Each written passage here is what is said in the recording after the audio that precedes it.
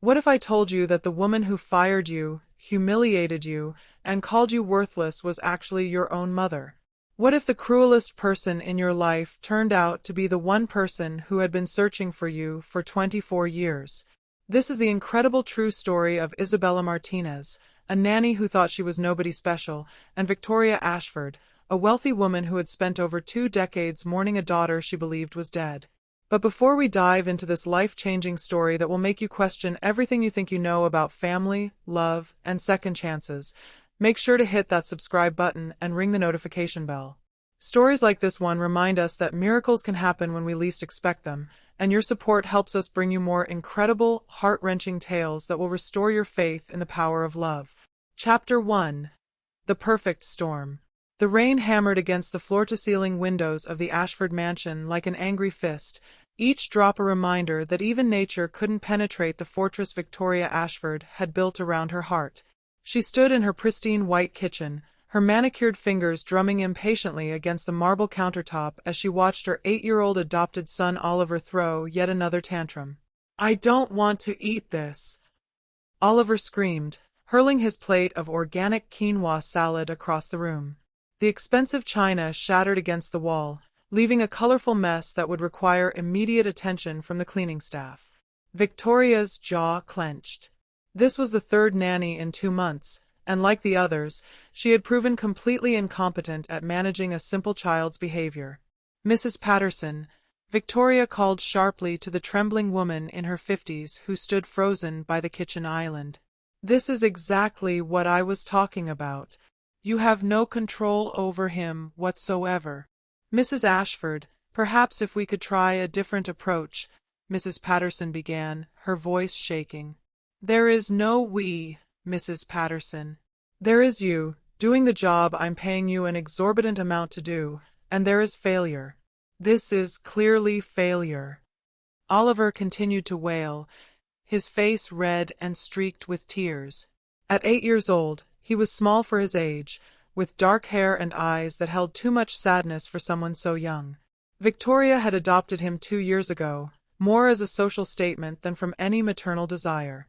The adoption had been excellent for her image, the successful businesswoman giving a home to an orphan child. The reality of actually raising him had proven far more challenging than she'd anticipated. "Pack your things," Victoria said coldly to Mrs. Patterson. "I'll have your final check ready within the hour." "But Mrs. Ashford, please, now."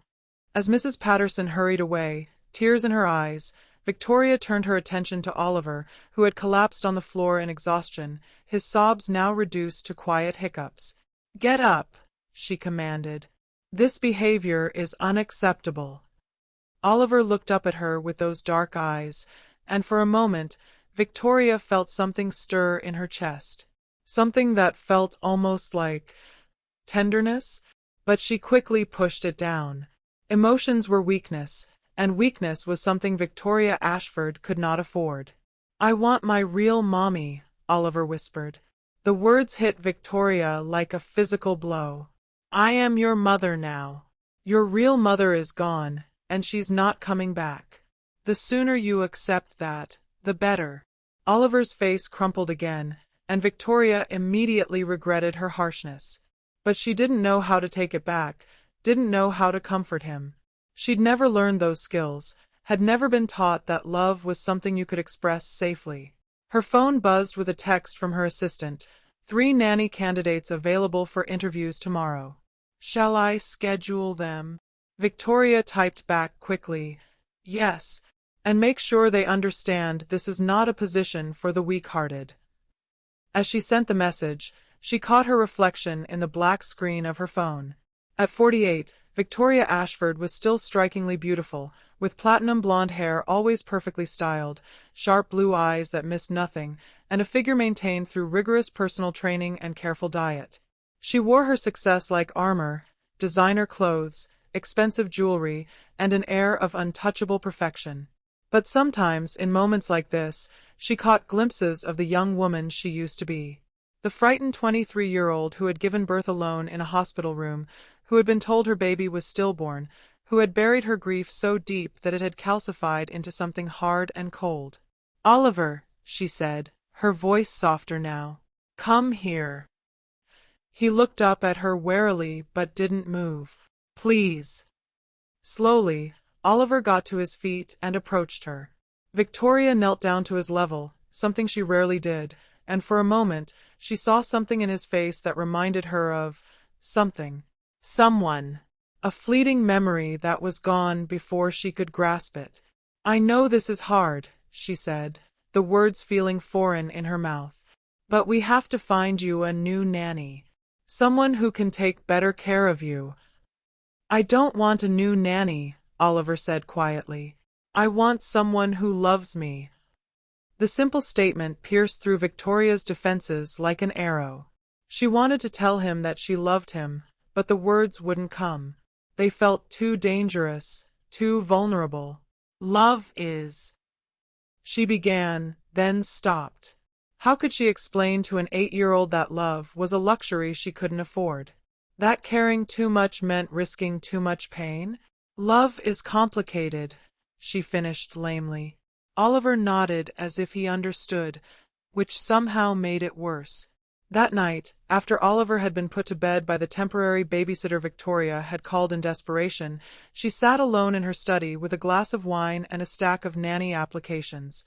Each resume looked the same. Young women with early childhood education degrees, glowing references, and bright smiles in their headshot photos. None of them would last. They never did. Victoria's standards were impossibly high, her expectations contradictory. She wanted someone who could love Oliver the way she couldn't, but she also wanted them to remain invisible, to never challenge her authority or make her feel inadequate as a mother. She was about to close the laptop when one more application came through.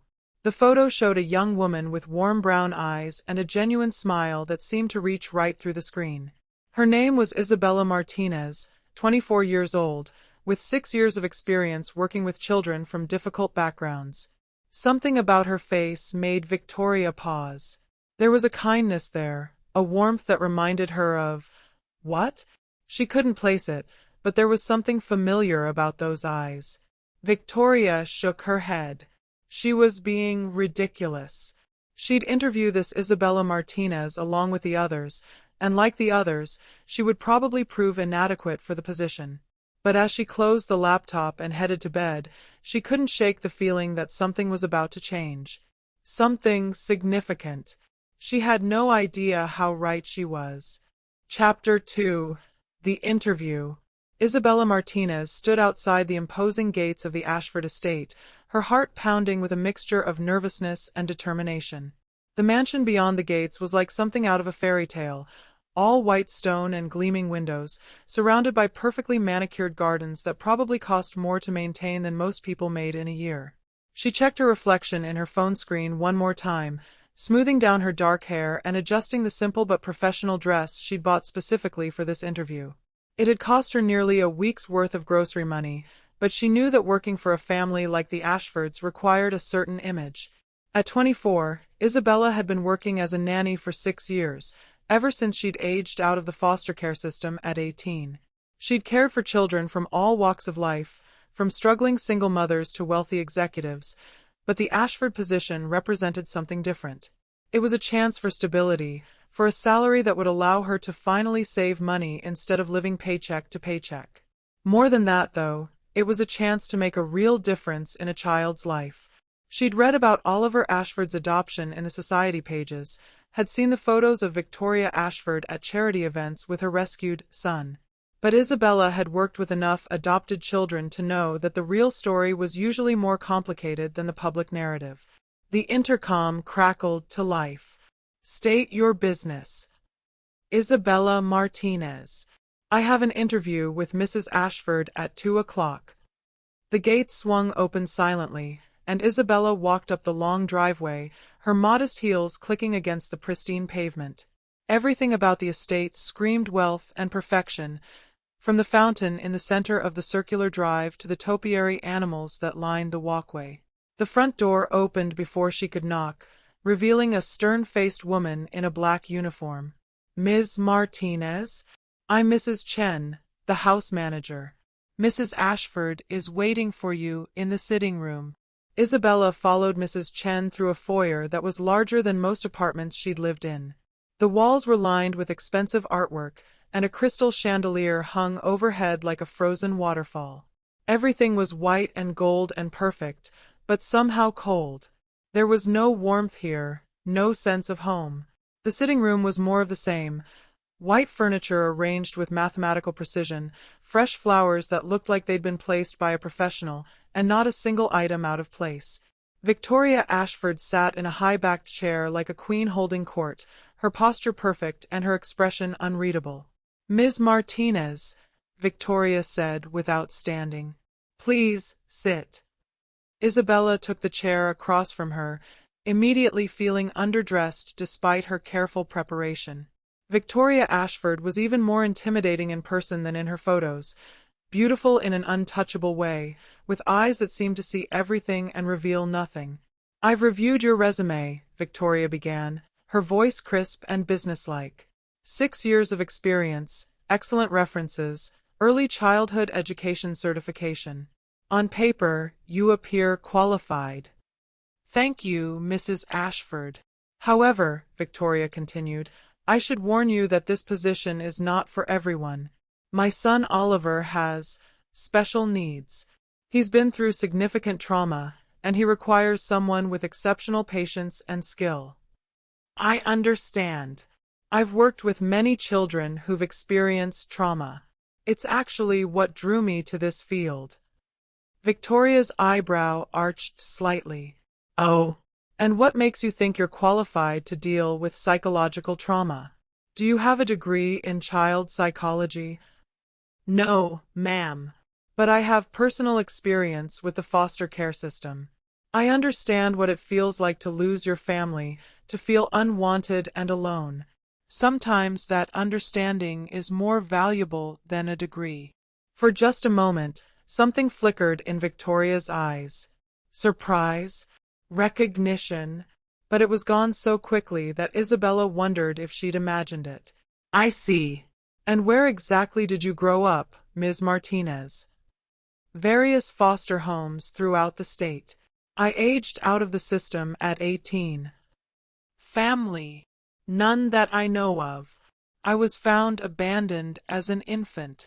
Victoria's grip tightened almost imperceptibly on her teacup. "How unfortunate." "I prefer to think of it as character building," Isabella said with a small smile. "It taught me resilience and empathy. 2 qualities I think are essential when working with children." "Indeed." Victoria set down her teacup with a sharp clink. "Tell me, Ms. Martinez, what would you do if Oliver became attached to you? If he began to see you as a mother figure?" The question felt loaded, dangerous somehow. Isabella chose her words carefully. "I would consider it a privilege to earn a child's trust and affection.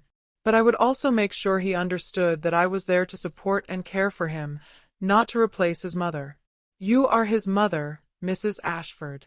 I would simply be there to help him feel safe and loved while you're busy with your important work." Victoria studied her for a long moment. "You speak very diplomatically, Ms. Martinez. But I need to know that you understand the boundaries of this position. You would be an employee, nothing more. Oliver has a mother, me. He doesn't need another one." "Of course, Mrs. Ashford. I understand completely." "Do you?" "Because I've had 3 nannies in the past 2 months, and each one seemed to think they could do my job better than I could. Each one overstepped their boundaries and had to be dismissed." Isabella felt a chill run down her spine. There was something in Victoria's tone that suggested those dismissals hadn't been pleasant. "I assure you, Mrs. Ashford, I have no desire to overstep any boundaries. I simply want to provide the best possible care for Oliver." "We'll see." Victoria stood abruptly. "I'd like you to meet Oliver now. Mrs. Chen will show you to the playroom." As they walked through the mansion's corridors, Isabella couldn't shake the feeling that she was being tested in ways she didn't fully understand.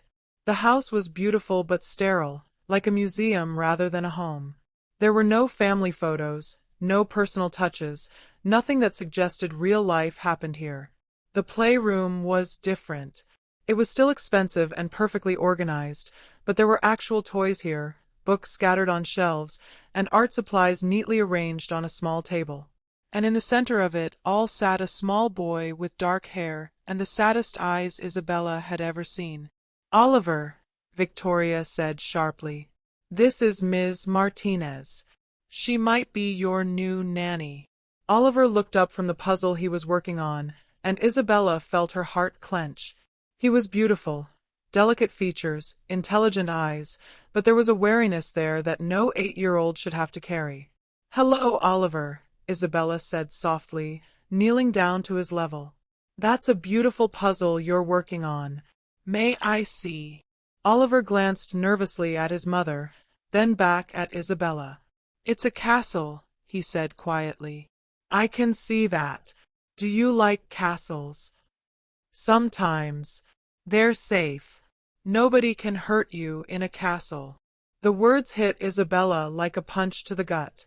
She'd said almost the exact same thing as a child, dreaming of fairy tale castles where she would be safe from the chaos of the foster system. "That's true," she said gently. "Castles are very safe. But you know what I think?" Oliver shook his head. "I think the best kind of safety comes from having people who care about you. People who make you feel protected and loved, no matter where you are." Oliver's eyes widened slightly, and Isabella saw something spark there. Hope, maybe, or recognition. "Ms. Martinez," Victoria's voice cut through the moment like a blade. "Perhaps we should discuss the practical aspects of the position." Isabella stood, but not before giving Oliver an encouraging smile. "I'd love to see more of your puzzles sometime, if that's okay with you." Oliver nodded eagerly, and Isabella caught a flash of something in Victoria's expression. Jealousy, resentment. It was gone too quickly to be sure. The rest of the interview was a blur of schedules and expectations, rules and regulations. Victoria's requirements were extensive and contradictory. Oliver needed structure, but also flexibility, discipline, but also nurturing, boundaries, but also freedom to express himself. "One more thing, Ms. Martinez," Victoria said as they concluded. "Oliver has been known to become attached to his caregivers. I need to know that you won't encourage this behavior. He needs to learn that people leave, that attachment only leads to disappointment." Isabella felt her heart break a little more. "Mrs. Ashford, with respect, I think what Oliver needs is to learn that some people stay. That he's worthy of love and commitment." Victoria's eyes flashed dangerously. "Ms. Martinez, I think you misunderstand your role here. You are not a therapist or a mother figure. You are an employee. If you can't accept that, then this position isn't for you."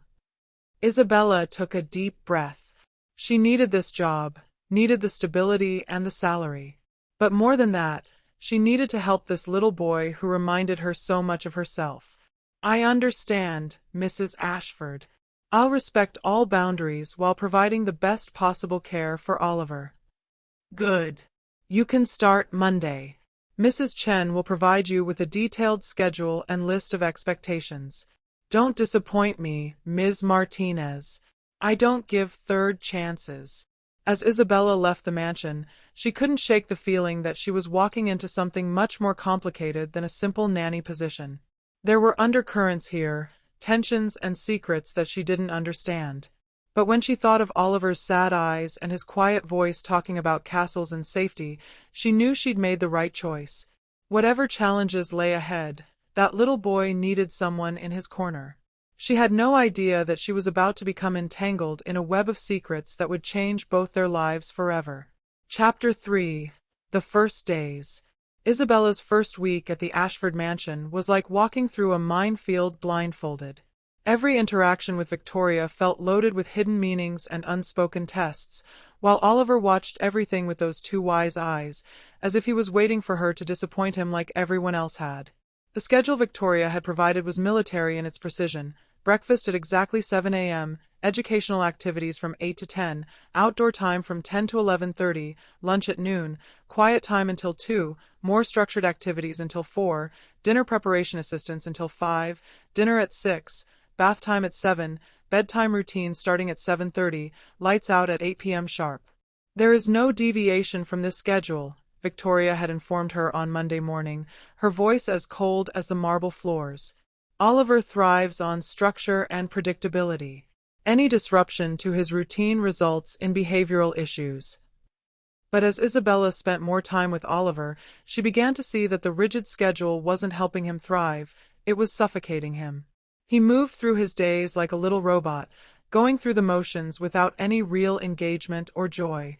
During their first art session together, Isabella watched Oliver carefully color within the lines of a pre-printed coloring book, his movements mechanical and joyless.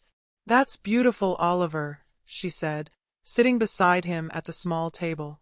"You're very good at staying in the lines."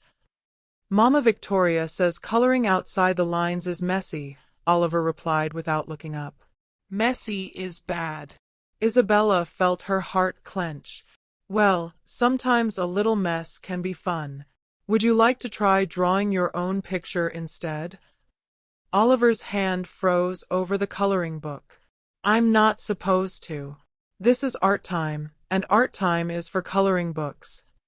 What if we made it our secret, just for today?" Oliver looked toward the door nervously, then back at Isabella. "What would I draw?" "Anything you want. What makes you happy?" Oliver thought for a long moment, then whispered, "Dogs. I like dogs. But Mama Victoria says they're dirty and loud." Isabella pulled out a fresh sheet of paper and placed it in front of him. "Dogs are wonderful. I love dogs too. Why don't you draw me your favorite kind of dog?" For the first time since she'd met him, Oliver's face lit up with genuine excitement. He grabbed a crayon and began to draw with enthusiasm, his tongue poking out slightly in concentration. The dog that emerged was lopsided and colorful, with a huge smile and a wagging tail that took up half the page. "He's perfect," Isabella said, and meant it. "What's his name?" "Buddy," Oliver said immediately. "And he loves everyone, and he never gets angry, and he always wants to play. He sounds like the best dog in the world. Do you think Mama Victoria would like him?" Isabella looked at the joyful drawing, then at Oliver's hopeful face, and felt her heart break a little. "I think anyone would be lucky to meet Buddy." But when Victoria appeared in the doorway 20 minutes later, her reaction was immediate and harsh. "What is this?" she demanded, snatching the drawing from the table. "This is not the scheduled activity. Oliver is supposed to be working on his fine motor skills with the coloring books." "Mrs. Ashford, I thought." "You thought wrong, Ms. Martinez. Oliver, go wash your hands. You have crayon under your fingernails, and that's unacceptable." Oliver's face crumpled as he watched his mother crumple up his drawing and toss it in the trash. "But Mama Victoria, I drew Buddy." "I don't want to hear about imaginary dogs, Oliver. Dogs are dirty animals that have no place in this house. Now go wash your hands immediately." As Oliver trudged out of the room, his shoulders slumped in defeat, Isabella felt anger rise in her chest. "Mrs. Ashford, with respect, Oliver was just expressing his creativity. Ms. Martinez, let me be very clear.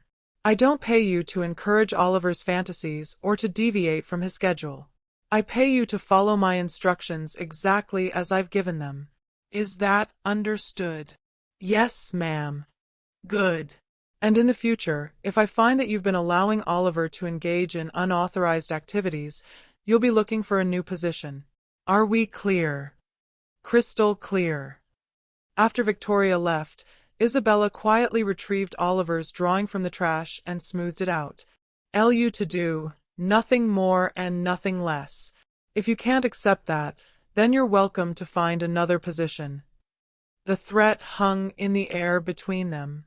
Isabella knew she was walking a tightrope. Push too hard, and she'd lose her job and any chance of helping Oliver. But stay silent, and she'd be complicit in the emotional abuse of a child who desperately needed an advocate. I understand, Mrs. Ashford. But I hope you'll consider that Oliver is thriving when he's allowed to express himself and feel connected to others. He's a bright, creative, loving child who just needs the chance to be himself. Oliver is exactly what I've made him: disciplined, well-behaved, and realistic about his place in the world. I won't have you undoing years of careful training with your misguided notions about love and creativity. Victoria turned to leave, then paused at the doorway. One more thing, Ms. Martinez. I heard Oliver tell you he loved you. That kind of attachment is exactly what I'm trying to prevent. In the future, you will not encourage such declarations, and you will certainly not reciprocate them. Is that clear? Isabella felt her heart breaking for Oliver, who would be told that his natural expressions of affection were wrong and unwelcome. Yes, ma'am. Good. I trust we won't have this conversation again. After Victoria left, Isabella sank into the reading chair, overwhelmed by the impossibility of her situation. How could she help Oliver while working for a woman who seemed determined to crush his spirit? How could she provide the love and support he needed while being forbidden from showing any emotional connection? She thought about Oliver's drawings in the margins of his books, his secret pictures of dogs and happiness hidden where Victoria couldn't see them. Maybe that was the answer: finding ways to nurture his spirit in the spaces between Victoria's rigid rules, giving him moments of joy and connection that could sustain him through the coldness of his daily life. It wouldn't be easy, and it would require careful navigation of Victoria's increasingly suspicious oversight. But Oliver was worth the risk. Every child deserved to feel loved and valued, and Isabella was determined to make sure Oliver knew that someone in his world cared about his happiness. She had no idea that her growing bond with Oliver was about to trigger a chain of events that would reveal secrets buried for over 2 decades, secrets that would change all their lives forever. Chapter 4. The cracks begin to show. 2 weeks into her employment, Isabella began to notice things about the Ashford household that didn't quite add up. Small inconsistencies that nagged at her, like pieces of a puzzle that didn't fit together properly. There were no baby pictures of Oliver anywhere in the house. For a woman who seemed to document every aspect of her perfect life, Victoria had no photos of Oliver as an infant or toddler. When Isabella had casually mentioned this to Mrs. Chen, the house manager had given her a sharp look and changed the subject. Then there was Oliver's room itself. While it was beautifully decorated and filled with expensive toys, it felt more like a showroom than a child's bedroom. Everything was too perfect, too coordinated, as if it had been designed by a professional rather than chosen with love. There were no personal touches, no handmade crafts or treasured stuffed animals that showed signs of being truly loved. Most puzzling of all was Oliver's reaction to certain things. He flinched whenever anyone raised their voice, even slightly. He apologized constantly for the smallest infractions. And sometimes, when he thought no one was looking, Isabella caught him staring out the window with an expression of such profound sadness that it took her breath away. It was during one of these moments, on a rainy Tuesday afternoon, that Isabella decided to try a different approach. "Oliver," she said softly, sitting beside him on the window seat in the playroom, "what are you thinking about when you look out there?" Oliver glanced at her nervously, then back out the window. "I'm not supposed to daydream. Mama Victoria says it's a waste of time." "Well, Mama Victoria isn't here right now. And sometimes daydreaming can be good for us. It helps us imagine possibilities." "What kind of possibilities?" Isabella chose her words carefully. "Well, what would you do if you could do anything you wanted for a whole day?" Oliver's eyes lit up with interest, but he still looked cautious. "Anything. Anything at all. I would go to a place with lots of dogs. And I would pet them all and play with them. And maybe—" He paused, his voice dropping to a whisper, "maybe I would find a dog that wanted to be my friend forever." "That sounds wonderful. What else?" "I would eat ice cream for breakfast. And I would draw pictures on the walls without getting in trouble." And I would. He hesitated again. What, sweetheart? I would find my real family, the people who lost me. Isabella's heart clenched. What makes you think someone lost you, Oliver? Because Mama Victoria says I was unwanted. But sometimes I dream about a lady who cried when I went away. If I was really unwanted, why would she cry? The wisdom in his words stunned Isabella.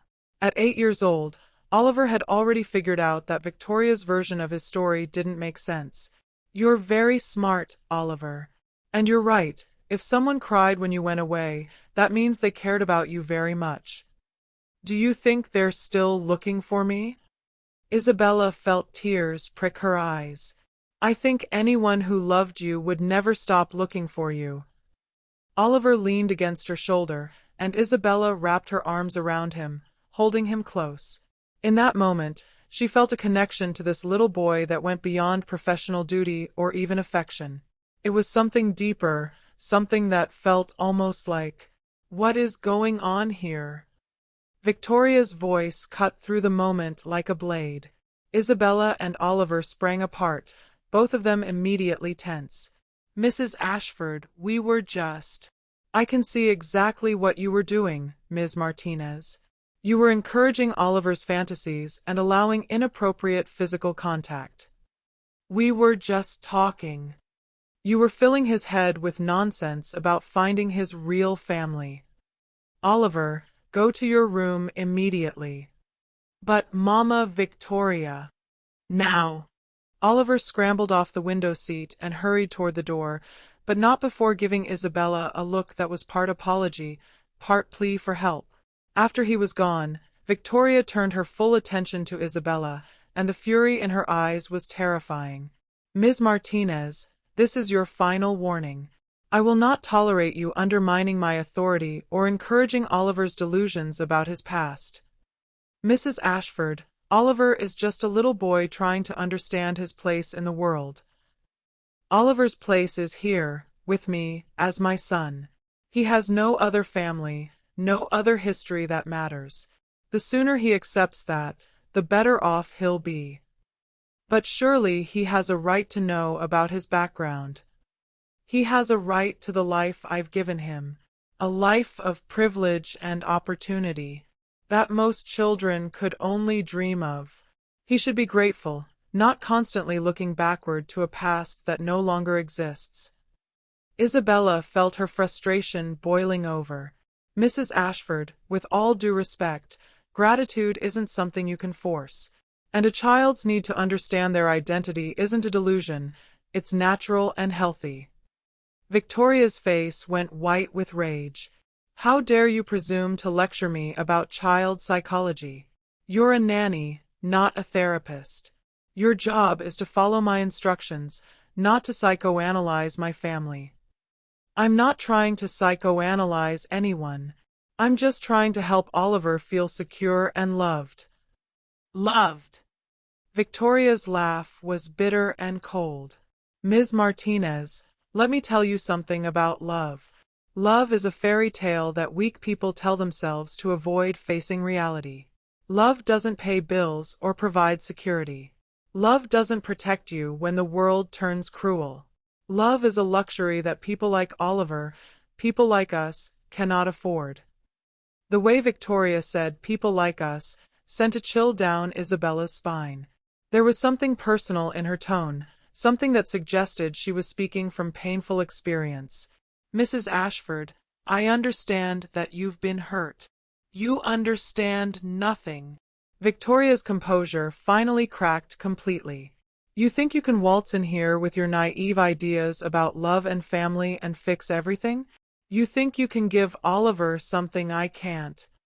I think Oliver needs to know that he's worthy of love, yes." "Worthy?"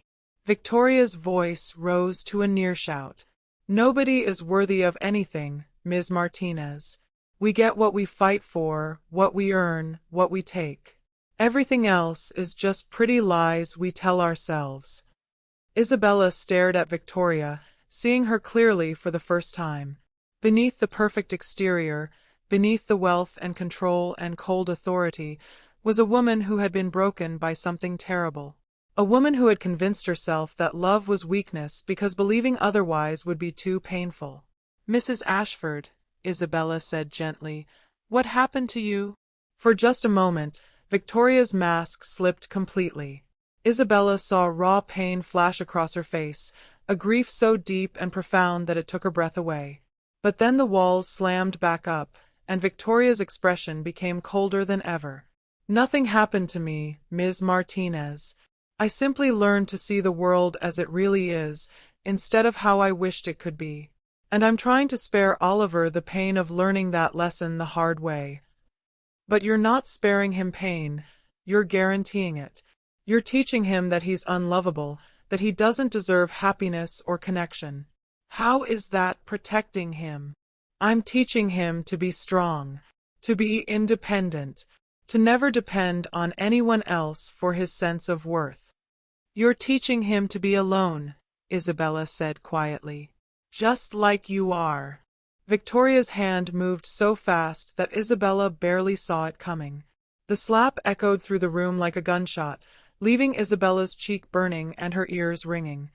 "How dare you?" Victoria whispered, her voice deadly quiet. "How dare you presume to understand my life or my choices?" Isabella touched her stinging cheek, but she didn't back down. "I understand more than you think.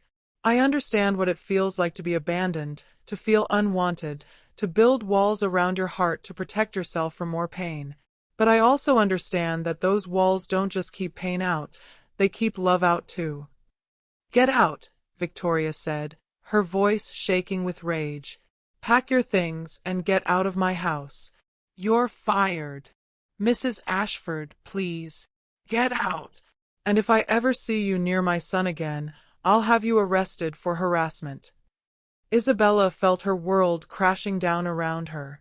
Not just because she was losing her job, but because she was abandoning Oliver when he needed her most. What about Oliver?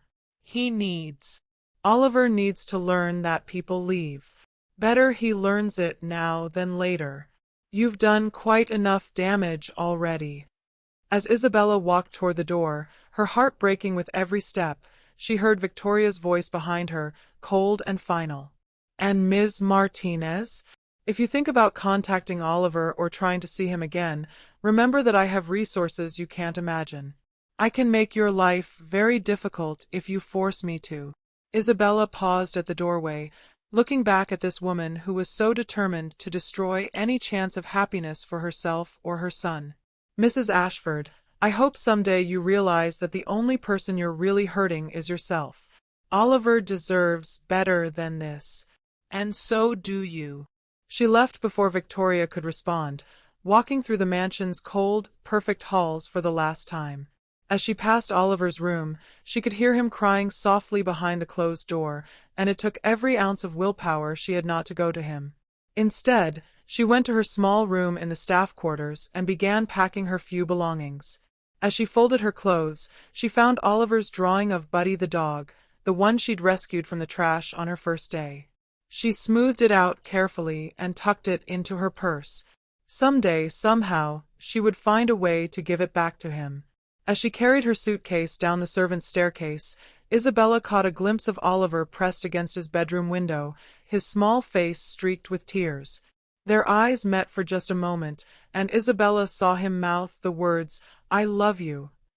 She mouthed back, "I love you too," then forced herself to keep walking. Outside, as she waited for the taxi she'd called, Isabella looked back at the mansion one last time. Somewhere in that beautiful, cold house was a little boy who needed love and protection, and a woman who was so afraid of being hurt again that she was destroying the very thing she claimed to want to protect. Isabella had no idea that her firing was about to set in motion a chain of events that would uncover secrets buried for 24 years. She had no idea that Victoria's desperate need to keep Oliver isolated wasn't just about control. It was about hiding a truth so devastating that it would shatter both their worlds. All she knew was that she had failed Oliver when he needed her most, and the guilt of that failure would haunt her for the rest of her life. Or so she thought. Chapter 5. The Investigation. 3 days after being fired from the Ashford mansion, Isabella sat in her tiny studio apartment, staring at Oliver's drawing of Buddy and trying to figure out what to do with her life. The job market for nannies was competitive, and she knew that Victoria's influence in wealthy circles could make finding new employment difficult, if not impossible. But more than her career prospects, Isabella was haunted by the memory of Oliver's tear-streaked face at the window. She couldn't shake the feeling that she had abandoned him when he needed her most, that she had failed in the most important job she'd ever had. It was while she was scrolling through job listings on her laptop that her phone rang. The number was unfamiliar, but something compelled her to answer. Isabella Martinez? Yes, this is Isabella. My name is Detective Sarah Chen. I'm with the Missing Persons Unit of the Metropolitan Police Department. I was wondering if I could ask you a few questions about your time working for the Ashford family. Isabella's heart skipped a beat. Is Oliver okay? Has something happened to him? As far as I know, the child is fine. But I'm investigating a cold case that may be connected to the family. Would you be willing to meet with me?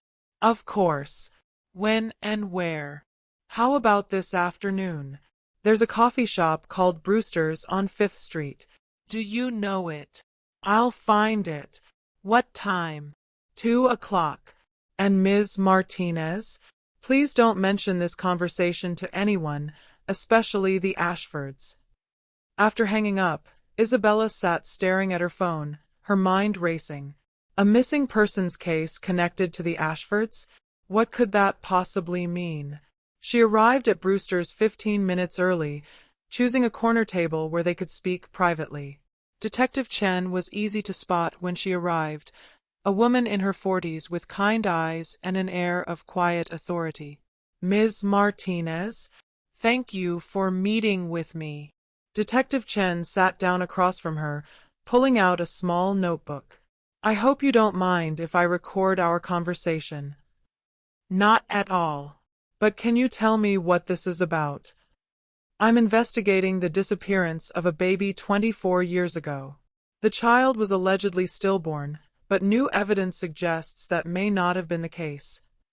Isabella felt a strange chill run down her spine. What does this have to do with the Ashfords? The mother of the missing child is Victoria Ashford. The words hit Isabella like a physical blow. Victoria had a baby that went missing? According to hospital records, Victoria Ashford gave birth to a daughter on March 15, 24 years ago. The baby was declared stillborn, but we've recently discovered evidence that suggests the death certificate was falsified. Isabella's mind was reeling. You think her baby is still alive? We think it's possible. The case was reopened when a private investigator hired by Mrs. Ashford contacted us with new information. Apparently, she's been searching for her daughter for years. But that doesn't make sense. Victoria told me that love was a luxury she couldn't afford, that attachment only leads to pain. If she lost a child, wouldn't that explain her behavior? Detective Chen leaned forward, her expression intense. That's exactly what we're trying to understand. Ms. Martinez, during your time with the family, did Mrs. Ashford ever mention having other children? Did she ever talk about her past? No, never. She was very private about personal matters. But... Isabella paused, remembering something. There was something strange about the way she reacted when I told her I was found abandoned as an infant. She seemed almost affected by it. Tell me about that conversation. Isabella recounted her job interview, describing Victoria's reaction to learning about her background in foster care. As she spoke, she noticed Detective Chen taking detailed notes. Ms. Martinez, I need to ask you some personal questions. When were you born? March 15, 1999. I was found abandoned at a hospital when I was just a few hours old. Detective Chen's pen stopped moving. She looked up at Isabella with an expression of shock and growing excitement. March 15, 1999? Are you certain? Of course I'm certain. It's my birthday. And you were found at Metropolitan General Hospital? Yes, that's what my social worker told me. Why? What's wrong? Detective Chen was quiet for a long moment, studying Isabella's face with an intensity that made her uncomfortable. Ms. Martinez, the baby that Victoria Ashford allegedly lost, was born on March 15, 1999, at Metropolitan General Hospital. The words hung in the air between them like a bomb waiting to explode. Isabella felt the world tilt around her, her vision blurring as the implications hit her. That's just a coincidence, she whispered. Maybe. But there are other similarities. The missing baby was a girl. She would be 24 years old now, the same age as you. And according to the original birth certificate, her name was Isabella Maria Ashford. Isabella's hands began to shake. No, that's impossible. Ms. Martinez, I know this is a shock, but I need to ask, have you ever had a DNA test done? No, why would I? I don't have any family to compare it to. We'd like to run one now, to compare your DNA to Mrs. Ashford's. Isabella felt like she was drowning. You think Victoria Ashford is my mother? I think it's a possibility we need to explore. The timing, the location, the name, it's too many coincidences to ignore. But she hates me. She fired me. She treated me like I was nothing. Sometimes people react strongly to things that threaten their carefully constructed defenses. If Mrs. Ashford has been grieving the loss of her daughter for 24 years, and then that daughter suddenly appears in her life without her knowing it, she would push her away, Isabella finished, understanding beginning to dawn. She would protect herself from the pain of losing her again. It's possible. People do strange things when they're afraid of being hurt. Isabella thought about Victoria's words, her insistence that love was a luxury they couldn't afford, her determination to keep Oliver from forming attachments. If Victoria had lost a child, if she had spent 24 years believing her daughter was dead, it would explain everything. Detective Chen, if this is true, if Victoria really is my mother, what happens next? First, we confirm it with DNA testing. If the results are positive, then we have to figure out how and why you were separated, and who was responsible for falsifying the records. And Victoria, does she know about your investigation? Not yet. We wanted to gather more evidence before approaching her. But Ms. Martinez, if you are her daughter, she has a right to know. Isabella felt overwhelmed by the magnitude of what she was learning. I need time to process this. It's too much. I understand. But there's something else you should know. The private investigator Mrs. Ashford hired?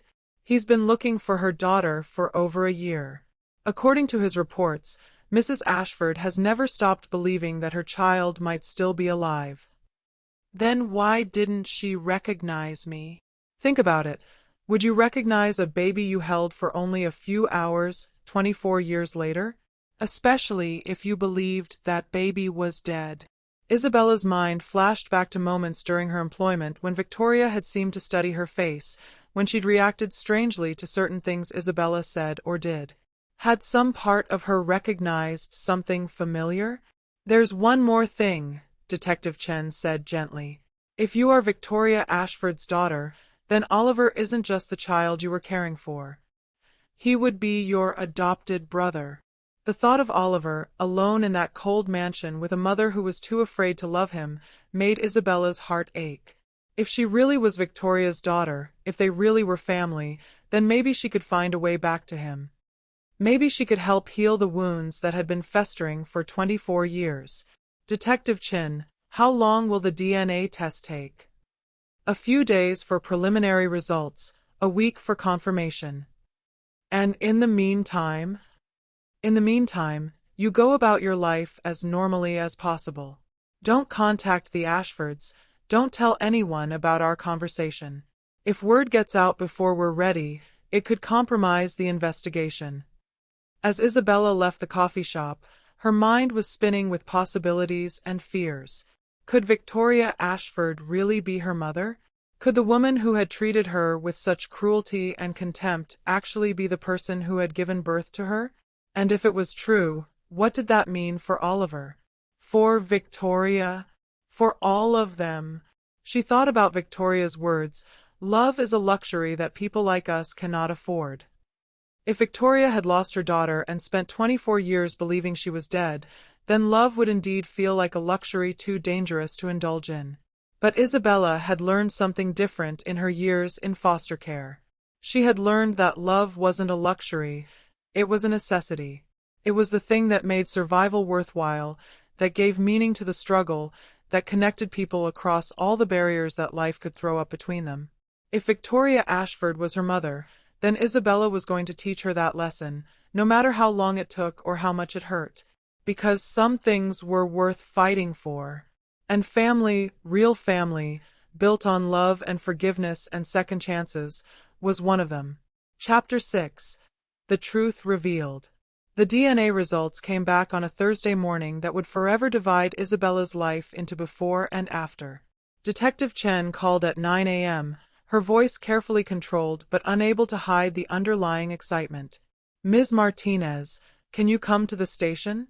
We have the results." Isabella's hands were shaking as she hung up the phone. For a week, she had been living in limbo, unable to eat or sleep properly, her mind constantly cycling through the possibilities. Part of her hoped the test would be negative, that she could go back to her simple life without the complications of being connected to the Ashfords. But a larger part of her, the part that had always wondered about her origins, desperately wanted answers. The police station was a maze of gray corridors and fluorescent lights that made everything look harsh and unforgiving. Detective Chen met her at the front desk and led her to a small conference room where a man in an expensive suit was waiting. "Ms. Martinez, this is Detective Rodriguez, my partner, and this is Mr. James Patterson, the private investigator Mrs. Ashford hired to find her daughter." Mr. Patterson was a man in his 60s with kind eyes and a gentle manner that immediately put Isabella at ease. "Ms. Martinez, I've been looking for you for over a year. I can't tell you how extraordinary this is." "The results?" Isabella asked, her voice barely above a whisper. Detective Chen opened a manila folder and pulled out several sheets of paper. "The DNA test confirms it with 99.97% certainty. Isabella, Victoria Ashford is your biological mother." The words hit Isabella like a physical blow. Even though she had been preparing for this possibility, hearing it confirmed was overwhelming. She sank into a chair, her legs suddenly unable to support her. "I know this is a shock," Detective Chen said gently, sitting across from Isabella. "Take your time." Isabella stared at the papers in front of her, the scientific proof that her entire understanding of her life had been wrong. "So Victoria, she's really my mother?" "Yes, and there's more." Mr. Patterson leaned forward, his expression serious. "Ms. Martinez, your mother never stopped looking for you. She hired me 18 months ago because she never believed you were really dead. But the hospital records said I was stillborn." "The hospital records were falsified," Detective Rodriguez said, speaking for the first time. "We've been investigating the adoption ring that operated out of Metropolitan General in the late 1990s. Corrupt doctors and social workers were taking babies from young, unmarried mothers and selling them to wealthy families who couldn't adopt through legal channels." Isabella felt sick. "I was sold." "You were stolen," Mr. Patterson said firmly. "Your mother was told you died during childbirth. She was shown a death certificate, given a small urn that supposedly contained your ashes. She grieved for you for 24 years. Then how did I end up in foster care?" Detective Chen pulled out another file. "The couple who illegally adopted you died in a car accident when you were 3 years old. You were found in their home with no legal documentation of the adoption. The authorities assumed you were their biological child and placed you in the system when no relatives could be located. So for 21 years, I was in foster care while my real mother was looking for me? Your mother never gave up hope," Mr. Patterson said. She kept your nursery exactly as it was for 10 years. She hired investigators, followed every lead, no matter how unlikely. When she married Richard Ashford, one of the first things she did was use his resources to expand the search. Isabella thought about Victoria's cold demeanor, her insistence that love was a luxury she couldn't afford. If she wanted to find me so badly, why was she so cruel to me when I worked for her? Because she didn't know who you were, Detective Chen explained. Think about it from her perspective. She spent 24 years grieving a daughter she believes is dead. Then a young woman appears in her home who reminds her of that loss, who connects with her adopted son in ways she can't. It would be incredibly threatening. The resemblance is actually quite strong, Mr. Patterson added, pulling out a photograph. This is your mother at 24. Isabella stared at the photo in shock. The young woman looking back at her could have been her twin, the same dark hair, the same brown eyes, the same delicate features. How had Victoria not seen it? Sometimes we don't see what we're not looking for, Detective Rodriguez said, as if reading her thoughts. Your mother was looking for a baby, not a grown woman, and the trauma of losing you may have made it too painful for her to see the resemblance. What happens now? Isabella asked. Now we tell your mother, Detective Chen said. She has a right to know that her daughter is alive. But what if she doesn't want me? What if she's built a life that doesn't include me? Mr. Patterson's expression softened. Ms. Martinez, I've worked for your mother for 18 months. I've seen her cry over baby clothes she's kept for 24 years. I've watched her light a candle for you every year on your birthday. Trust me when I tell you that finding you alive is her greatest dream. Then why did she fire me? Why was she so horrible to me? Because she was protecting herself, Detective Chen said. If she allowed herself to care you to see you as the daughter she lost, and then you left like all the other nannies, it would have destroyed her. It was easier to push you away first. Isabella thought about Oliver, about how Victoria had forbidden him from forming attachments. She's doing the same thing to Oliver, isn't she?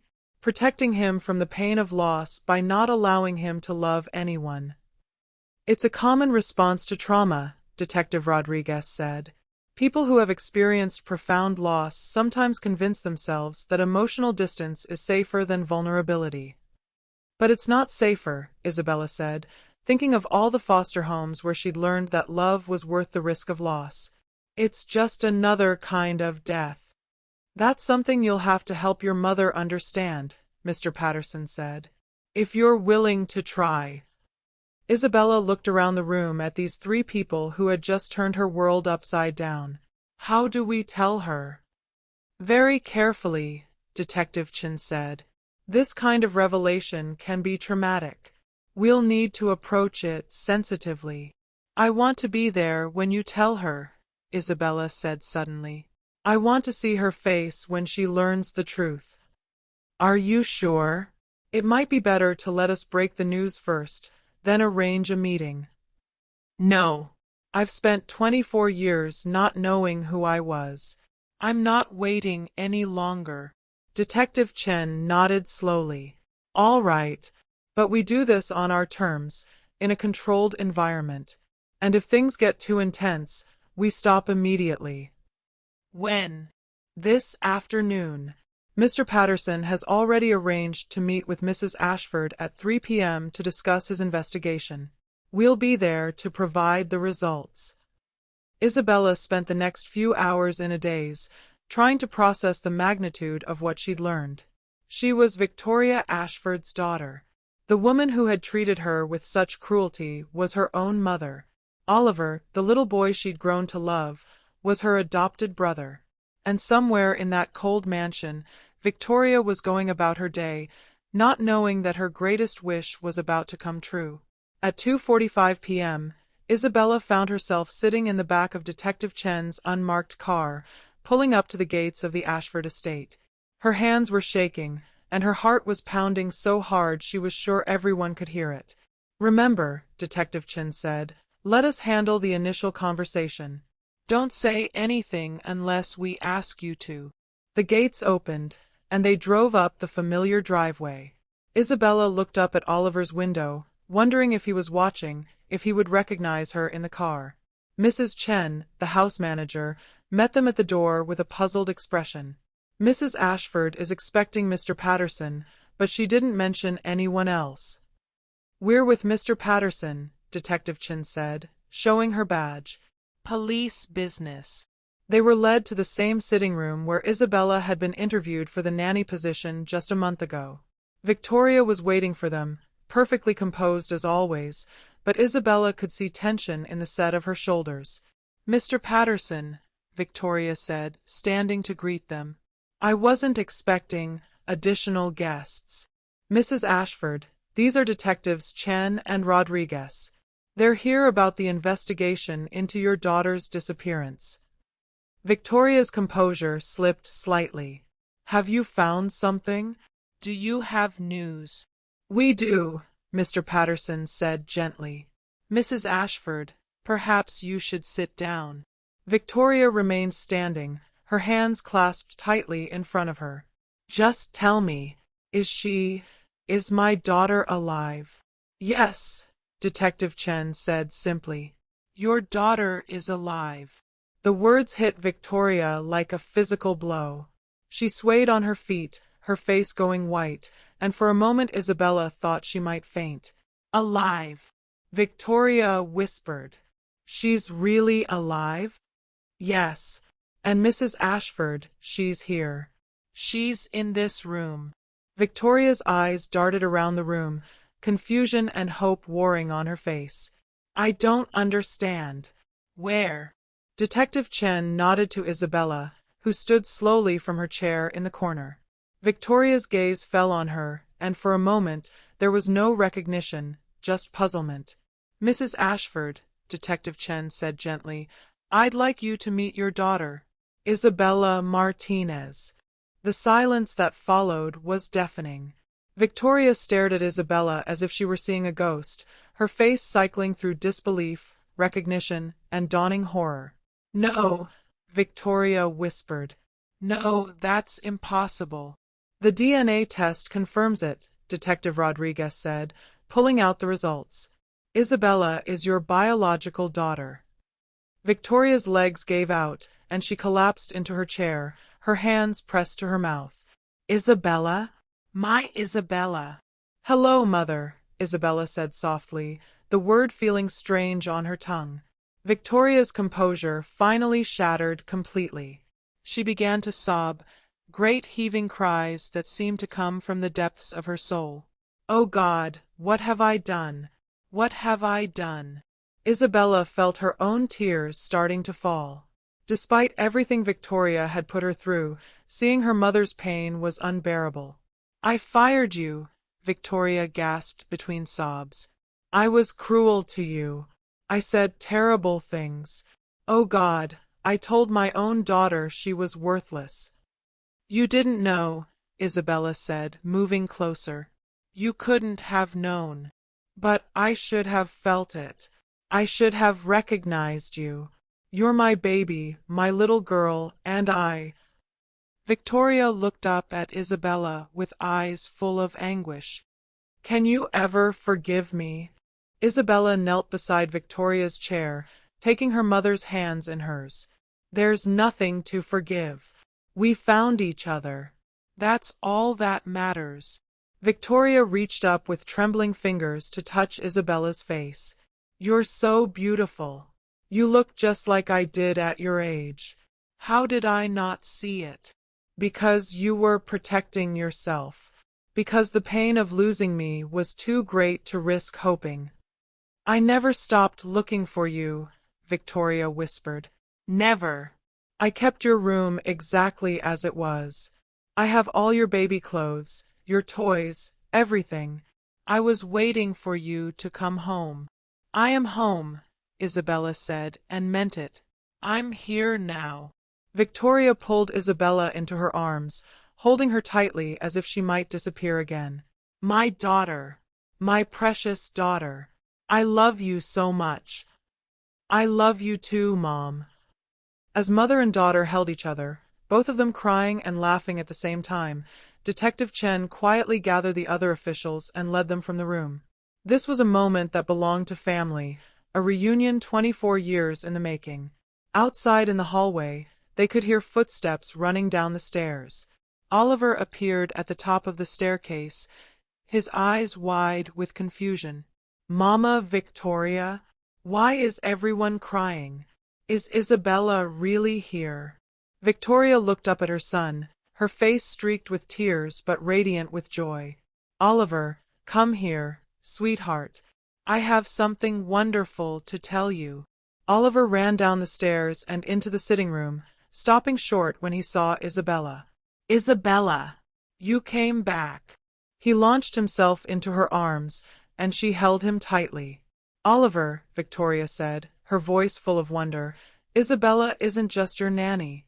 She's your sister. Oliver called out one Saturday morning, running into the kitchen with a painting he'd made. It was a picture of their family, Victoria, Isabella, Oliver, and Buddy, all standing in front of the mansion with huge smiles on their faces. It's beautiful, sweetheart, Victoria said, and Isabella could hear that she truly meant it. Should we hang it on the refrigerator? Really? You want to put my picture up? Of course. It's a masterpiece. As Victoria carefully hung Oliver's painting with magnets, Isabella saw tears in her eyes. Such a simple gesture, displaying a child's artwork, but for Victoria, it represented a complete shift in her understanding of what mattered. The changes extended to the staff as well. Victoria began learning their names, asking about their families, treating them as valued members of the household rather than invisible servants. Mrs. Chen, the house manager, was so shocked by Victoria's newfound warmth that she initially thought her employer was having some kind of breakdown. Mrs. Ashford asked me about my grandson's soccer game, Mrs. Chen confided to Isabella one afternoon. In 20 years of working here, she's never asked me a personal question. She's learning, Isabella said. We all are. But perhaps the most significant change was in Victoria herself. The Ice Queen facade was melting away, revealing a woman who was vulnerable, loving, and desperate to make up for lost time. She began joining Isabella and Oliver for their evening walks with Buddy, something the old Victoria would have considered beneath her dignity. I missed so much, Victoria said one evening as they watched Oliver teach Buddy to sit. 24 years of your life, and I wasn't there for any of it. You're here now, Isabella replied. That's what matters. But I should have been there for your first steps, your first words, your first day of school. I should have been there when you were scared or hurt or lonely. Mom, you can't change the past. But you can be here for my future. For Oliver's future. For all the moments that are still to come. Victoria stopped walking and turned to face Isabella. Do you really mean that? About me being here for your future? I mean it. But I need you to promise me something. Anything. Promise me you'll get help. Professional help. The trauma of losing me, the years of grief and anger, you can't heal from that alone. Victoria nodded slowly. I've already made an appointment with a therapist. Dr. Isabella Martinez. She specializes in trauma and family reunification. That's wonderful. And Oliver should see someone too. He's been through a lot, and he needs help processing all these changes. I've arranged that as well. Dr. Martinez recommended a child psychologist who works with adopted children. As they resumed walking, Isabella felt a sense of hope that had been missing from her life for as long as she could remember.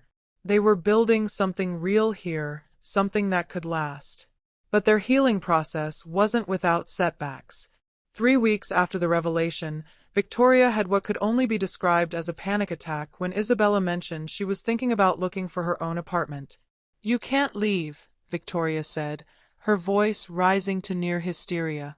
I just found you. You can't leave me again. Mom, I'm not leaving you. I'm just thinking about having my own space. It's normal for adult children to live independently. But what if something happens? What if you disappear again? What if I lose you? Isabella could see the terror in Victoria's eyes, the deep-seated fear that had been driving her behavior for decades. She sat down beside her mother and took her hands. Mom, look at me. I'm not going anywhere. Even if I have my own apartment, I'll still be your daughter. I'll still be part of this family. You can't lose me again because I'm choosing to stay. But the other nannies all left. Everyone always leaves. I'm not a nanny, and I'm not everyone else. I'm your daughter, and daughters don't abandon their families. Not when they've just found each other.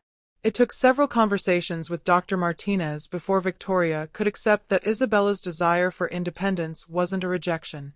The therapist helped her understand that healthy relationships required trust and space, that love didn't mean possession. Meanwhile, Oliver was thriving in ways that amazed everyone. With the rigid restrictions lifted and genuine affection flowing freely, he began to show his true personality: funny, creative, affectionate, and remarkably resilient. "Isabella," he said one evening as she was tucking him into bed, "I'm glad you're my sister." "I'm glad too, Oliver. You're the best little brother anyone could ask for." Do you think Mama Victoria is happy now?" Isabella considered the question. Victoria was certainly different, more open, more vulnerable, more willing to show emotion. But was she happy? "I think she's learning how to be happy," Isabella said. "It's hard when you've been sad for a very long time. But yes, I think she's getting there." "Good. She cries less now. Happy tears instead of sad tears." The wisdom in Oliver's observation struck Isabella. He was right. Victoria did cry more now, but they were tears of joy and relief rather than the bitter tears of grief and anger she'd been shedding for years. 1 month after the revelation, Victoria made a decision that surprised everyone, including herself. She announced that she was taking a leave of absence from her business empire to focus on her family. "But Mom, your work is so important to you," Isabella protested. "My family is more important. I spent 24 years building a business empire because I thought success could fill the hole in my heart. But it couldn't. Only love can do that. What will you do with your time?" Victoria smiled, and it was the first completely unguarded smile Isabella had ever seen from her. "I'm going to learn how to be a mother. To both of you. I'm going to make up for lost time, and I'm going to make sure that this family never falls apart again. And if the business suffers, then it suffers. Money can be replaced. Time with the people you love can't be."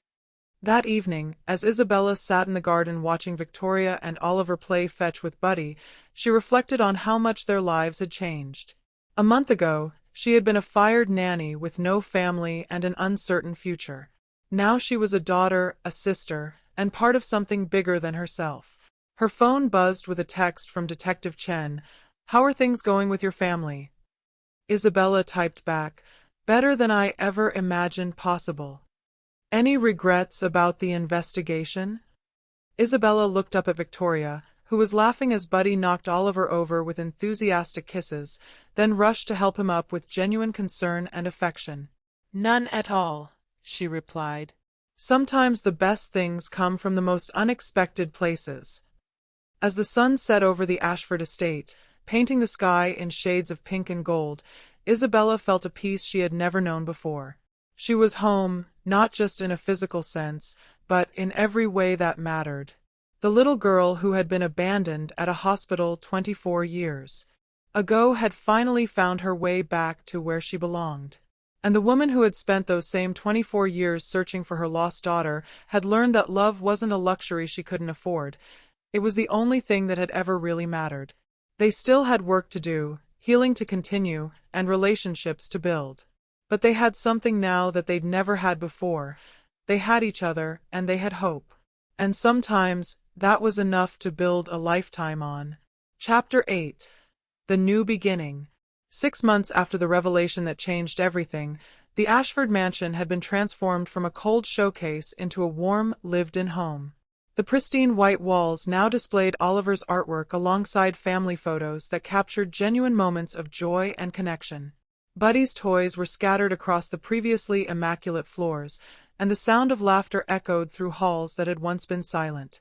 Isabella had indeed moved into her own apartment, but it was only 10 minutes away, and she spent most of her time at the mansion anyway. Victoria had struggled with the separation initially, but with Dr. Martinez's help, she had come to understand that Isabella's independence was a sign of health, not rejection. "I have something to tell you both," Victoria announced one evening as they sat around the dinner table, a new tradition that had replaced the formal dining room meals of the past. Oliver looked up from his spaghetti, which he was eating with the enthusiasm of a child who was no longer required to maintain perfect table manners. "What is it, Mama Victoria?" "Well, I've been thinking about our family, about how we came together and how much we've all changed." Isabella felt a flutter of nervousness. "What kind of thinking?" Victoria smiled, and Isabella was still amazed by how different her mother looked when she smiled genuinely. "I want to make it official. I want to legally adopt you, Isabella." "But I'm already your daughter. Biologically." "Yes, but legally, you're still Isabella Martinez. I want you to be Isabella Ashford, if you'll have me. I want the world to know that you're my daughter, that you belong to this family." Isabella felt tears spring to her eyes. "Mom, yes, I would love that. And there's something else," Victoria continued, her voice growing emotional. "I want to change Oliver's name too. Not his first name, but his last name. I want him to be Oliver Ashford, officially and completely. No more reminders of the system that failed him. He's our son, our family." Oliver's eyes went wide. "Really? I can be a real Ashford?" "You already are a real Ashford, sweetheart. This would just make it legal." "What about my birth parents? The ones who died?" Victoria's expression softened. "We'll never forget them, Oliver. They gave you life, and we'll always honor their memory. But now you have a new family, one that will never leave you." "I want to be Oliver Ashford," he said solemnly. "I want to be your real son." "You already are my real son. You both are my real children." As they hugged around the dinner table, Isabella marveled at how far they'd all come. The woman who had once forbidden emotional attachments was now openly declaring her love and commitment to her children. Later that evening, after Oliver had gone to bed, Isabella and Victoria sat in the garden with cups of tea, watching the stars emerge in the darkening sky. "Mom, can I ask you something?" "Anything." "Do you ever regret it? The way your life turned out? If you hadn't lost me, if things had been different, you might have had a completely different life." Victoria was quiet for a long moment, considering the question. "I regret the pain. I regret the years we lost, the mistakes I made, the walls I built around my heart. But I don't regret where we ended up. Even though it was so hard, especially because it was so hard. The pain taught me what really matters. The loss taught me to value what I have. The mistakes taught me how to do better." "And Oliver, do you regret adopting him when you were still so broken?" "Never. Oliver saved me, even when I didn't know I needed saving. He gave me a reason to keep going, a purpose beyond my own grief. And he led me to you." "How do you figure that?" "If I hadn't adopted Oliver, I wouldn't have needed a nanny. If I hadn't needed a nanny, you never would have come to work here. If you hadn't come to work here, we might never have found each other." Isabella smiled. "So Oliver was the bridge that brought us together." "He was. And now he's the little brother who completes our family." They sat in comfortable silence for a while, each lost in their own thoughts. Finally, Victoria spoke again. "Isabella, There's something else I want to discuss with you. What's that? The foundation. I've been thinking about transforming it, changing its mission. To what? Family reunification. Helping other families who have been separated by tragedy, corruption, or circumstance. Using our resources to investigate cases like ours, to bring families back together. Isabella felt a surge of excitement. That's a wonderful idea. There must be so many families out there who have been torn apart by the same kind of corruption that separated us. Exactly. And we have the resources, the connections, and now the experience to help them. I want to hire Detective Chen and Mr. Patterson to head up the investigation team. What would my role be? Whatever you want it to be. You could work with the families directly, help them navigate the emotional aspects of reunification. You understand what it's like to be lost and found. I love it. When do we start? As soon as the adoption paperwork is finalized. I want us to be a complete family before we start helping other families complete themselves. 3 months later, Isabella stood in a courthouse wearing a simple blue dress, holding Victoria's hand as a judge made their relationship official. Oliver stood beside them in his best suit, practically vibrating with excitement. By the power vested in me by the state, the judge intoned, I hereby grant this petition for adult adoption. Isabella Martinez, you are now legally Isabella Ashford, daughter of Victoria Ashford.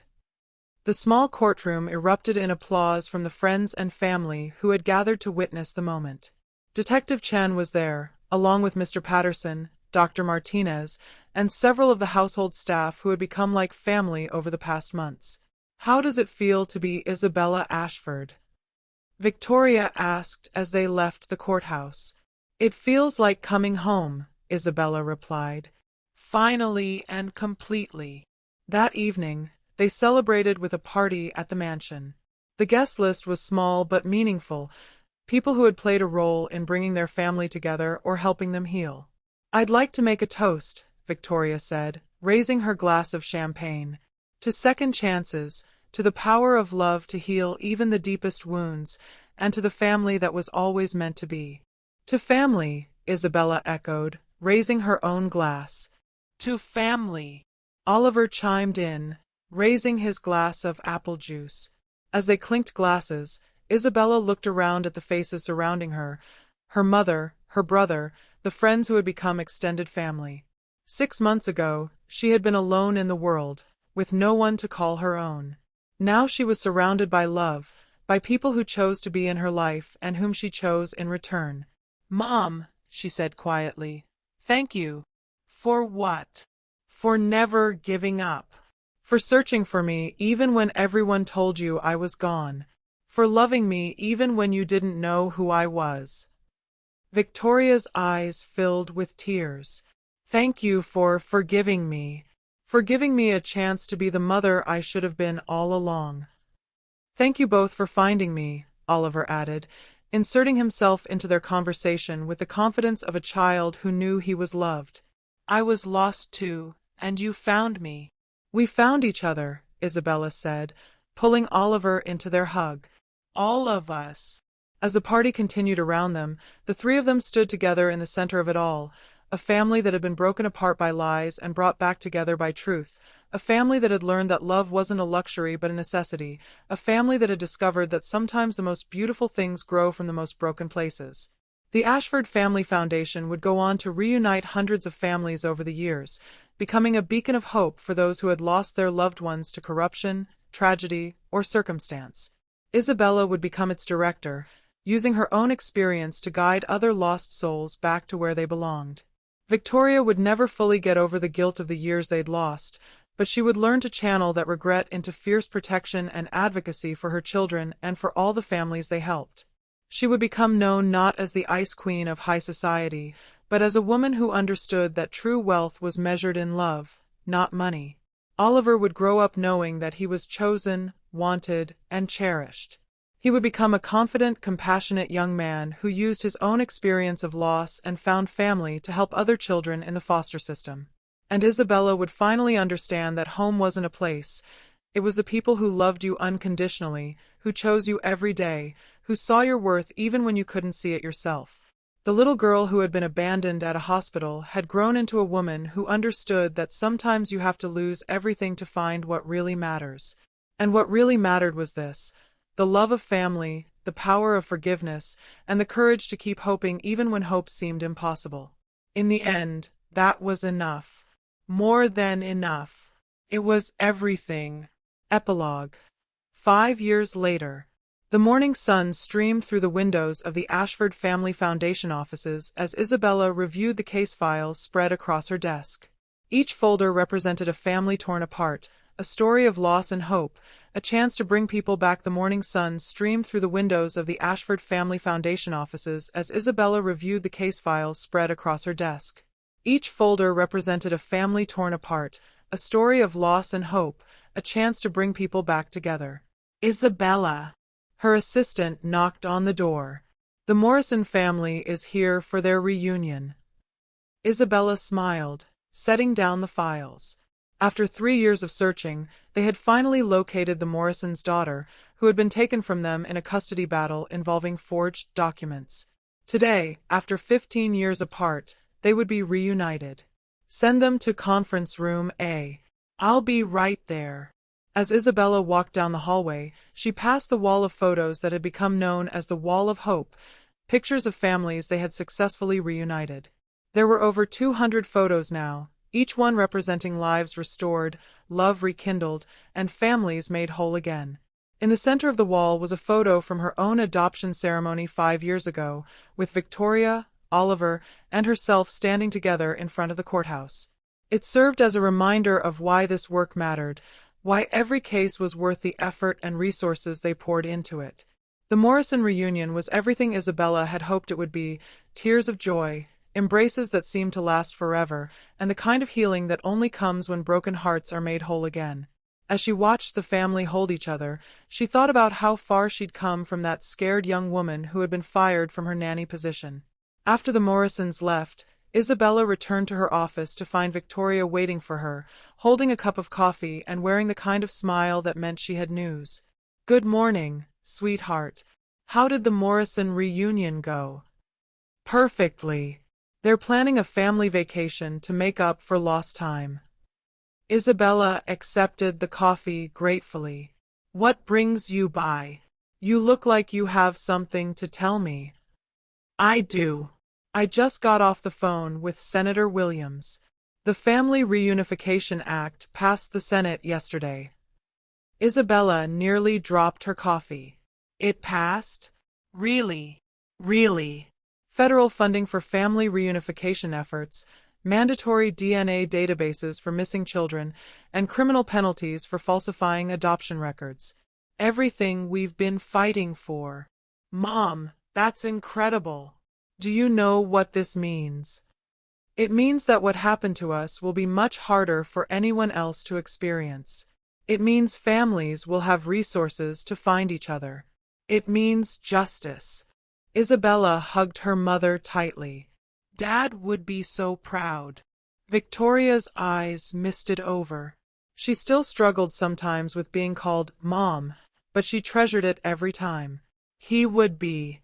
And so would your biological father, wherever he is." They had never been able to locate Isabella's biological father. Victoria had been young and the relationship brief, and the man had disappeared from her life before she even knew she was pregnant. It was one of the few mysteries they hadn't been able to solve, but Isabella had made peace with it. She had the family she needed. "Speaking of family," Victoria said, "Oliver called this morning. He's bringing someone home for dinner tonight." "Someone?" "A girlfriend. Her name is Emma, and apparently it's serious enough that he wants us to meet her." Isabella grinned. Oliver was now 13 and had grown into a confident, happy teenager who excelled in school and had a wide circle of friends. The scared, withdrawn little boy was just a memory now. "How do you feel about that?" "Terrified," Victoria admitted, "but also proud. He's become such a wonderful young man, and he's not afraid to open his heart to people. That's something I never thought I'd be able to teach him. You didn't teach him that. You learned it from him. We all learned it from each other. That evening, the Ashford family gathered around the dinner table as they had every night for the past 5 years. Oliver had indeed brought Emma, a sweet girl from his class who was clearly smitten with him. Buddy, now an elderly dog but still beloved, lay at Oliver's feet hoping for dropped food. Emma, Victoria said, Oliver tells me you're interested in social work. Yes, ma'am. I want to work with children in foster care. Oliver told me about his experience and about the Foundation's work. It's really inspiring. Isabella caught Victoria's eye across the table and saw the pride there. Oliver had not only healed from his own trauma but was inspiring others to help children in similar situations. That's wonderful, Victoria said. If you're serious about that career path, I'd be happy to arrange some volunteer opportunities at the Foundation. Really? That would be amazing. As dinner continued, Isabella reflected on how different their family dinners were now compared to 5 years ago. Then, Oliver had eaten in silence while Victoria maintained rigid control over every aspect of the meal. Now, conversation flowed freely, laughter was common, and love was evident in every interaction. After Emma left and Oliver went to do his homework, Isabella and Victoria sat in the garden as they often did, watching the stars emerge in the darkening sky. Do you ever think about what would have happened if we'd never found each other? Isabella asked. Sometimes, but not in a sad way anymore. I think about how we might have continued living half-lives, never knowing what we were missing. Do you think we would have been happy? Victoria considered this. I think I would have continued to be successful but empty, wealthy but poor in all the ways that matter. And you would have continued to be kind and caring, but always with that sense of something missing, something incomplete. And Oliver? Oliver would have survived, but he wouldn't have thrived. He needed both of us, your warmth and my resources, your emotional intelligence and my determination to protect him. We make a good team. We make a perfect family. As they sat in comfortable silence, Isabella's phone buzzed with a text message. It was from Detective Chen, who now worked full-time for the Foundation. New case just came in. Twins separated at birth, now 30 years old. One is looking for the other. Interested. Isabella showed the message to Victoria, who smiled. What do you think? I think there are 2 people out there who need to find each other, just like we did. Then we'd better get to work. As they headed inside to begin planning their next case, Isabella felt the familiar surge of purpose that came with this work. Every family they reunited was a victory against the forces that tried to tear people apart. Every success was proof that love was stronger than loss, that hope was more powerful than despair. The little girl who had been abandoned at a hospital had grown into a woman who spent her life making sure other lost souls found their way home. The woman who had spent 24 years grieving a daughter she thought was dead had become a fierce advocate for families everywhere. And the little boy who had been told he was unwanted had grown into a young man who knew beyond doubt that he was loved, valued, and cherished. They had all been broken in different ways, but they had healed each other. They had all been lost, but they had found their way to where they belonged. In the end, that was the most important lesson of all, that families aren't just born, they're built. They're created through choice and commitment, through forgiveness and faith, through the daily decision to love each other even when it's difficult. The Ashford family had learned that lesson the hard way, but they had learned it completely. And now they spent their lives teaching it to others, one reunited family at a time. Because everyone deserved to come home. Everyone deserved to be found. Everyone deserved to know that they were loved, wanted, and worthy of belonging somewhere. And sometimes, if you were very lucky and very persistent and very brave, you got to be the person who helped make that happen. Isabella Ashford had found her purpose, her family, and her home. And she had learned that sometimes the most beautiful stories begin with the words, "I thought I had lost you forever." but they always end with "Welcome home." If this incredible story of loss, love, and miraculous reunion touched your heart, please show your support by hitting that subscribe button and sharing this video with someone who needs to hear it.